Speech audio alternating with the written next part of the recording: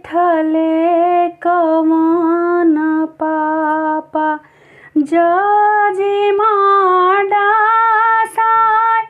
जंघिया कवन बेटा कचरेले पान किया हो लाला कचरेले पान। राम जी के आसन रीखे के दुआर बैठले कवन पापा खरई डसाय जंघिया कवन बेटी नयनवा ढूरे लोर किया हो लाला नयनवा ढूरे लोर।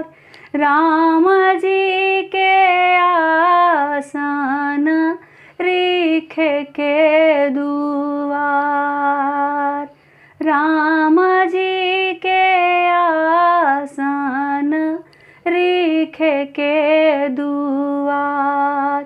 कौन फलवा राम खैले कचरेले पान कौन फलवा सीता खैली नयनवा ढूरे लोर किया हो लाला नयनवा ढूरे लोर। राम जी के आसन रीखे के दुआर।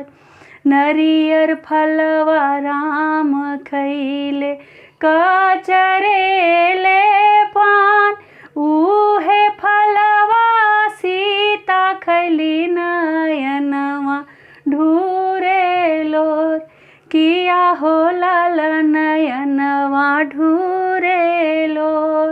राम जी के आसन रीखे के दुआर राम जी के आसन रीखे के दुआर।